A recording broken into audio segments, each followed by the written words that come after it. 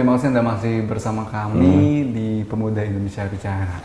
Baik, Kang, ini kan kalau kita lihat sebenarnya tadi kita sudah bahas berbagai tokoh-tokoh yang memang sudah duduk di pemerintahan gitu, maupun legislatif.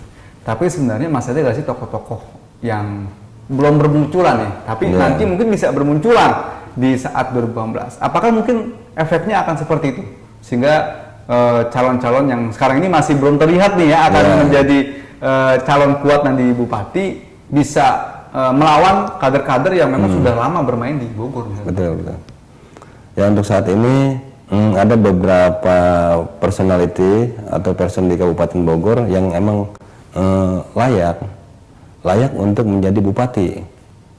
Saya belum bisa bicara ini layak menjadi pemimpin Bogor nih, pemimpin masyarakat, tapi layak jadi bupati karena pemain-pemainnya terbatas. Seperti calon 2008 yang dari Independen Haji Maman Daning, itu secara personality bagus. Kalau secara saya sebagai pengamat, saya melihat dia bisa melawan partai politik. Dia bisa melawan partai politik. Kuat lah ya untuk melawan partai politik. Dia mampu dengan kekuatan personalitinya. Cuman hal ini tidak mematahkan partai politik juga. Selama mereka bekerja, gitu kan, tugas mereka berpikir kan. Partai politik itu tugasnya berpikir bagaimana caranya masyarakat aman, nyaman, sejahtera semuanya kan. Di dalam kemenangan pun atau pilkada sendiri pun, ya mereka harus berpikir gimana caranya kredibilitas partai politik tidak bisa dikalahkan oleh independen. Tapi ini akan menjadi fakta yang sangat berbeda nanti ketika independen bisa memenangkan pilkada Kabupaten Bogor karena kejenuhan masyarakat terhadap partai politik. Seperti itu. Mungkin kejenuhannya sudah terasa mungkin? Kejenuhan sudah terasa. Kita lihat contoh lah, kalau kita kemana-mana jalan rusak, terus kita ngurus apa-apa susah. Warga Kabupaten Bogor bikin SIM untuk kendaraan itu susah. Seperti itu. Saya rasa kayak konsep-konsep yang oleh Polres sendiri kemarin 1 bulan sebelum puasa banyak melakukan razia, banyak warga yang tidak punya SIM tapi bikin SIM susah, gitu. Ini pada kemana nih para penegak itu kan?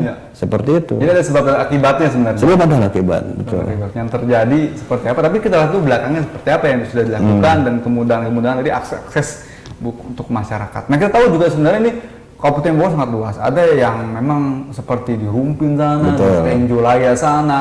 Ada yang di Jasinga sana yang jauh sekali, bahkan juga kita lihat di timur itu ada yang di Jonggol sana, Sukamakmur begitu, sangat jauh sekali.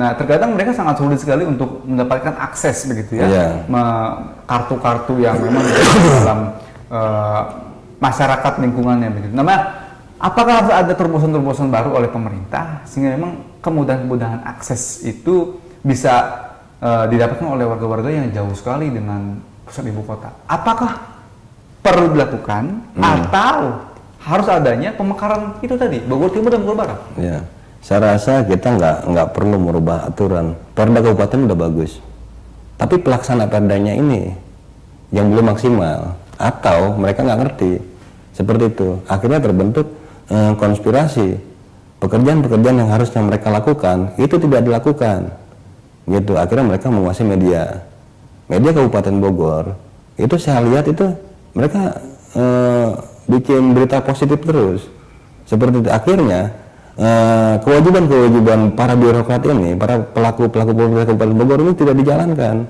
seperti itu.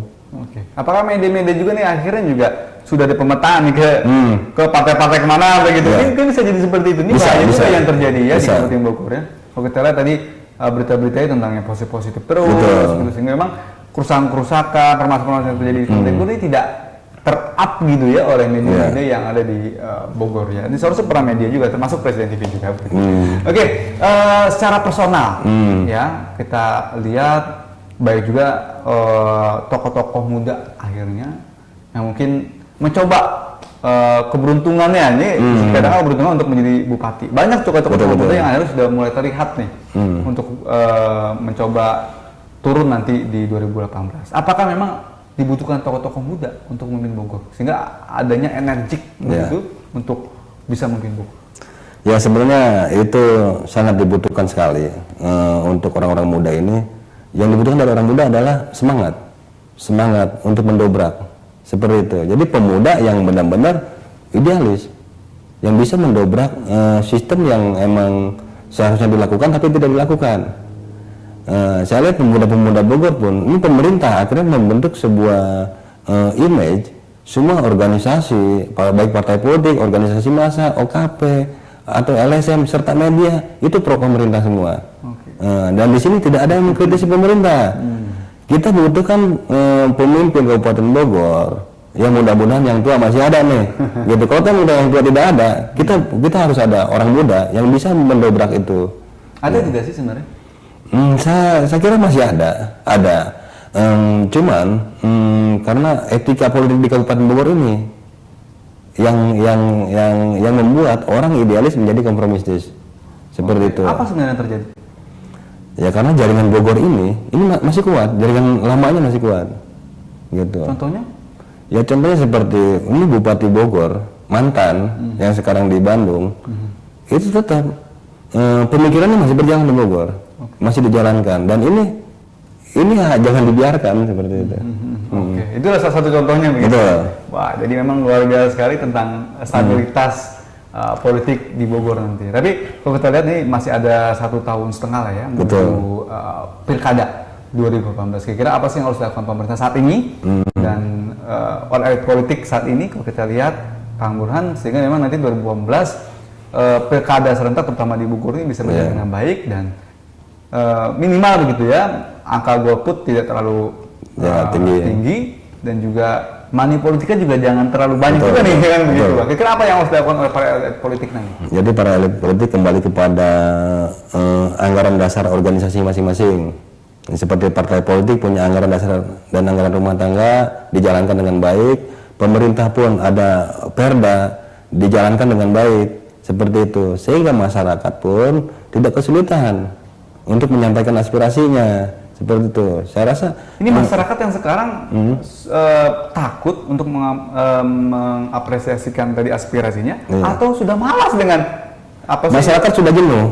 Sudah jenuh untuk menyampaikan aspirasinya. Ada beberapa masyarakat seperti contoh kemarin warga Bojongkoneng ketika menuntut haknya untuk membuat surat tanahnya. Ketika berbenturan dengan perusahaan besar, itu pemerintah nggak bisa berbuat apa-apa. Seperti itu. Dan ada juga beberapa perusahaan besar ketika masyarakat berhadapan dengan mereka, pemerintah nggak bisa berbuat apa-apa. Apa yang terjadi sebenarnya pemerintah ini? Ya itu dia, kita kembalikan lagi kepada tujuan mereka menjadi orang birokrat itu seperti apa. Apakah mereka emang untuk mencari uang atau emang benar-benar membantu masyarakat. Jadi intinya Bang, Bogor tuh butuh pemimpin seperti apa?